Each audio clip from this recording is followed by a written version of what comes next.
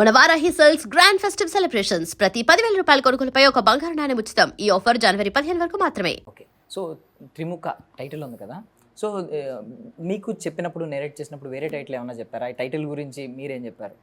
నాకు నెరేట్ చేసినప్పుడు అప్పటికి ఇంకా టైటిల్ ఫిక్స్ అవ్వలేదండి. దే హ్యావ్ ఇంత పెద్ద లిస్ట్ ఆఫ్ టైటిల్స్ ఉన్నాయి వాళ్ళ చేతిలో. సో దేవర్ థింకింగ్ ఏంటి ఏం క్యాచీగా ఉంది, చాలా ఉన్నాయి వాళ్ళు చూస్ చేసుకున్న. దానిలో టీతో స్టార్ట్ అవ్వాలనుకొని, ఎస్తో స్టార్ట్ అవ్వాలనుకొని అలా ఉన్నాయి.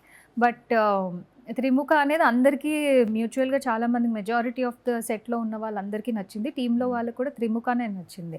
సో ఓకే, దీని వెనకాల ఒక స్ట్రాంగ్ ఇంట్రెస్టింగ్ బ్యాక్గ్రౌండ్, ఒక స్టోరీ ఉంది అని నమ్మేలా ఉంది ఆ టైటిల్. సో అందుకని అదే పెట్టారు. సో ఇప్పటివరకు జరిగిన షూటింగ్ అంతట్లో పార్ట్ అంతట్లో మీకు అంటే రేపు పొద్దున్న త్రిముఖ అని ఒక 10 years తర్వాత ఆ వర్డ్ వినగానే గుర్తొచ్చే మూమెంట్ ఏంటి? ఎయిదర్ పాజిటివ్ ఆర్ నెగిటివ్ ఏదైనా? ఖచ్చితంగా నేను నమ్ముతున్నాను దట్ నెగిటివ్ అయితే ఉండదు ఈ స్టోరీలో కానీ, because I know the story and I know how much hard work they are putting into this. So Trimukha అంటే నాకు ఒక 10 years తర్వాత గుర్తొచ్చేది wonderful experience working with majority of all the senior actors in this movie. So it is a blessed opportunity అని అది feel అవ్వచ్చు. నాకు నేను గౌరవంగా చెప్పుకోవచ్చు, ఇలా నేను ఇంతమంది యాక్టర్స్తో వర్క్ చేశాను అని చెప్పి. సో సిఐడి ఆదిత్య శ్రీవాస్తవ్ గారు ఉన్నారు, ఇంకా చాలా మంది ఉన్నారు మనకి బాగా ఫెమిలియర్.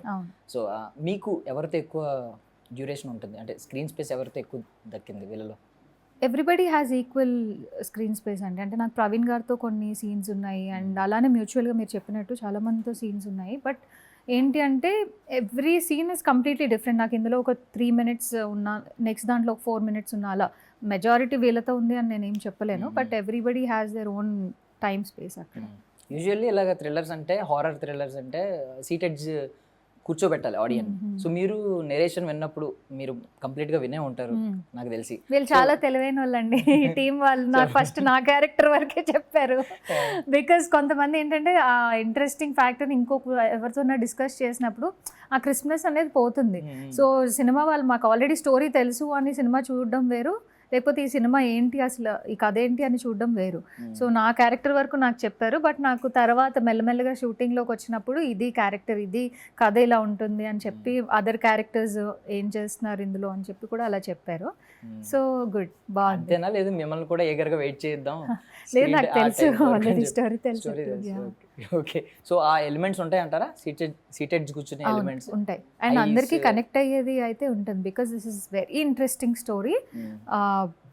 ఒక బ్లాక్ మ్యాజిక్స్ ఎలా వర్క్ అవుతాయి, బ్లాక్ మ్యాజిక్ వల్ల ఒక పర్సన్ ఎఫెక్ట్ అయితే ఎలా ఉంటారు, అండ్ ఆఫ్టర్ ఎఫెక్ట్స్ ఏమవుతాయి, నిజంగా ఎఫెక్ట్ అయ్యి రికవర్ అయ్యి వచ్చిన విక్టిమ్స్ ఎలా ఉంటారు, అవ్వలేని వాళ్ళు ఎలా ఉంటారు, ఎవ్రీథింగ్ ఇస్ వెరీ రిలేటబుల్ అనమాట. So I feel somewhere okay ఇది కనెక్ట్ అవుతారు జనాలు దీనికి అని చెప్పి. ఓకే. సో ఆఫ్టర్ ఎఫెక్ట్స్ అన్నారు కాబట్టి ఒక టర్మ్ ఉంటుంది, బిఫోర్ బీబీ ఆఫ్టర్ బీబీ అనే టర్మ్. మీ లైఫ్ లో ఆ టర్మ్ ఎంత అంటే బీబీ అంటే Bigg Boss, Bigg Boss after Bigg Boss అని కొంతమంది అంటూ ఉంటారు. అంటే చేంజ్, ఒక ట్రాన్స్ఫర్మేషన్ వచ్చింది అని చెప్పి, ఎదర్ మీ లైఫ్ స్టైల్లో కావచ్చు, లేదు కెరియర్లో దాని వల్ల కావచ్చు. సో మీ లైఫ్లో ఆ టర్మ్ని ఎలా చెప్తారు? బిగ్ బాస్ అనే ఒక platform I feel it's a very great opportunity నాకైతే, బికాజ్ నాకు లైఫ్ చేంజింగ్ అని చెప్పొచ్చు. నా లైఫ్ అక్కడ యూఎస్లో ఉండేటప్పుడు కంప్యూటర్ వెనకాల కూర్చొని 9 to 5 బోరింగ్ జాబ్ చేసుకునేదాన్ని. సో చల్మోహన్ రంగా మూవీ చేశాక బిగ్ బాస్ అనే ఒక ఆపర్చునిటీ వచ్చింది. అండ్ అప్పుడు I was in a very different phase. అప్పుడు కొంచెం పర్సనల్ ఇష్యూస్ అండ్ చాలా రిలేషన్షిప్ ఇష్యూస్ అన్నీ రన్ అవుతున్నాయి మైండ్లో. And I was not ready for, I don't know the pattern, ఇలా ఆడాలి లేకపోతే వీకెండ్ ఇలా టాస్క్ ఉంటే, nothing. I just wanted to get away from the routine life. So ఆ రెగ్యులర్ లైఫ్ నుంచి వెళ్ళిపోదాము, ఎస్కేప్ అవుదామని చెప్పి వచ్చిన షో ఆపర్చునిటీ నాకు Bigg Boss. So that is why I have huge respect towards that show. అందుకే రెండోసారి కూడా వెళ్ళడం జరిగింది, because I completely changed, transformed physically, mentally, and I know my strength, I know my weakness, everything. ఇప్పుడు ఏంటంటే నా మీద నాకంటూ ఒక క్లారిటీ వచ్చింది. So I know what I want. So through that show it help me a lot personally. Okay. So before Bigg Boss after Bigg Boss లాగే ఇంకొక term ఉంది, తప్పుగా అనుకోకండి, బిఫోర్ ఆర్జీవీ ఆఫ్టర్ ఆర్జీవీ. ఆయన కూడా కొంచెం, ఆయన ఎప్పుడైనా ఒకసారి లైఫ్లో ఎలా ఎంటర్ అయితే ఒక గ్రాఫ్ ఒకసారి జూమ్ అని చెప్పి సడన్ సెన్సేషన్ అయిపోతూ ఉంటారు ఆ 1 week 1 month. సో మీ లైఫ్లో దాని గురించి తెలుసు కదా బేసికల్లీ. ఈ క్వశ్చన్ మీరు ఆయన అడగాలి before interviewing with Ashu, after interviewing with Ashu ఆయన గ్రాఫ్ ఏమైనా పెరిగిందా లేకపోతే తగ్గిందా అని చెప్పి. బికాజ్ ఆయన obviously he's a very great director and చాలా మంది అంటారు ఇప్పుడు ఇలా అయిపోయారు కానీ అప్పుడు ఇది అని చెప్పి, but his vision is completely different what he wants to show to the world.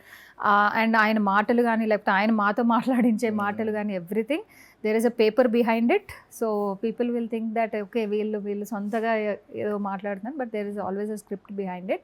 And complete graph పెరగాలి తగ్గాలి ఏమి ఉండదండి. After that interview I did not talk to him also, so there is no communication అలా ఏమి ఉండదు. I feel that is work, that is one of the projects. ఇప్పుడు ఎలా అయితే ఇంటర్వ్యూ ఎలా అవుతుందో that is like one of the interviews I've done, but a little కొంచెం బోల్డ్ వేలో which I did not expect him to, అంటే నేను అలా చేస్తానని నేనే అనుకోలేదు. అది వాజ్ ఇట్ ప్లాన్డ్ అండి? చాలా మందికి ఇంకా క్వశ్చన్, నాకే షాక్ అది. ఇట్ వాజ్ అంటే ఒక షాక్ మూమెంట్లో నేను ఉన్నాను, but we had to end that interview ఎక్కడో దగ్గర. So it was all, but there is a paper behind it, that's all I can say. It's all scripted. Just ఈ question ఎందుకు అడిగానంటే గ్రాఫ్ గురించి ఆడియన్స్ బిలీఫ్ ఏంటంటే present RGV గారికి ఆయన లైఫ్లో ఎంత లక్ ఉందో తెలియదు కానీ ఆపోజిట్ వాళ్ళకి మాత్రం లక్ ఉంటుంది ఆయన ఎప్పుడైనా ఎంటర్ అయితే అని చెప్పి అన్నారు. ఎందుకు లక్ ఉంటేనే ఆయనతో వీడియో చేయాలి? అలా కాదు, ఐ మీన్ ఆయన ఎంటర్ అయిన తర్వాత కొంచెం లక్ యాడ్ అవుతుంది స్టార్స్ కి. ఆల్రెడీ లక్కీ స్టార్స్ ని ఆయన ఎంచుకుంటున్నారని కూడా అనుకోవచ్చు కదా. అంతే కదా, ఆల్రెడీ నేను లక్కీ ఆర్ మిగిలిన వాళ్ళు చేసిన వాళ్ళు లక్కీ కాబట్టి ఆయన ఎంచుకుంటున్నారేమో మమ్మల్ని, అలా కూడా అనుకోవచ్చు. Yes obviously. సో మొన్న పవన్ కళ్యాణ్ గారి బర్త్డేకి మీరు ఆయన ఆటోగ్రాఫ్ షేర్ చేశారు, మీకు శుభాకాంక్షలు చెప్తూ ఆయన ఆటోగ్రాఫ్ ఇచ్చింది. సో దాని గురించి ఏమన్నా ఒక ఇంట్రెస్టింగ్ థింగ్ చెప్తారు? ఆయన హరిహర వీరమల్లు షూటింగ్ అప్పుడు నేను ఒక షో చేస్తున్నాను, అప్పుడు హ్యాపీ డేస్ అని ఈటీవీ ప్లస్కి ఒక షో చేస్తున్నాను. సో పక్క సెట్లోనే సారథి స్టూడియోలో పక్క సెట్లోనే ఆయన షూటింగ్ అవుతుంది. సో మాకు తెలిసిన ఒక డైరెక్షన్ డిపార్ట్మెంట్లో అమ్మాయికి అక్కడ క్రిష్ గారు బాగా పరిచయం. సో క్రిష్ గారు త్రూ ఆయన ఛానల్ వాడుకొని మేము లోపలికి ఎంటర్ అయ్యి చాలాసేపు వెయిట్ చేసాం. Shooting a song with Nidhi Agarwal గారు. సో ఆ సాంగ్ అయిపోయిన తర్వాత ఓకే జస్ట్ కలుద్దాం ఫోటో తీసుకుందామని అలా నించున్నా నేను. ఐ వాజ్ లుకింగ్, ఆయన సడన్గా ఇలా చూశారు, మళ్ళీ ఇలా చూశారు. ఐ వాజ్ లైక్ నిజమేనా నన్నే చూస్తున్నారా అని చెప్పి పక్కనున్న వాళ్ళందరినీ అలర్ట్ చేస్తున్నారు అనమాట. అప్పుడు అన్నారు మీకు టాటూ ఉంది కదా, మీరు అషు కదా అన్నారు. ఎప్పుడో నేను 2018లో జస్ట్ ఆయనకి నా టాటూ ఉన్న ఫోటో ఒకటి చూపించాను అండ్ నాకు ఆయన మీద ఉన్న అభిమానం జస్ట్ ఒక 2-3 minutes నుంచి నేను ఎక్కువ మాట్లాడలేదు. ఆ రోజు నిజంగానే ఫోటో కోసం వెళ్ళాం. ఇంకా ఆయన గుర్తుపట్టి చెప్పిన తర్వాత ఐ ఫెల్ట్ వెరీ, అంటే తెలియలేదు అంత బాగా ఆయనకు జ్ఞాపక శక్తి ఉందని తెలియదు, ఆయన మనుషులను అంత బాగా గుర్తుపెట్టుకుంటారని నాకు అప్పటి వరకు తెలియదు. నన్ను గుర్తుపెట్టుకోవాల్సిన అవసరం అయితే జెన్యూన్గా ఆయనకి లేదు. సో ఆయన కూర్చోబెట్టి ఆల్మోస్ట్ నా జీవితంలో నేను ఎప్పుడు అవ్వలేనేమో, మళ్ళీ అవుతుందో లేదో కూడా నాకు తెలీదు, 2.5 hours కూర్చోబెట్టి మాట్లాడారు. He was talking nicely. ఏం చేస్తున్నారు ప్రాజెక్ట్స్, ఏమవుతుంది, what are you doing, like US నుంచి వచ్చారు కదా, హౌ ఇస్ లైఫ్, అక్కడికి ఇక్కడికి మళ్ళీ వెళ్ళిపోతారా. It was a very casual conversation. ఒక ఫ్రెండ్తో కూర్చొని మాట్లాడితే ఎలా ఉంటుందో, ఒక మెంటర్తో కూర్చొని మాట్లాడితే ఎలా ఉంటుందో, it was like that. So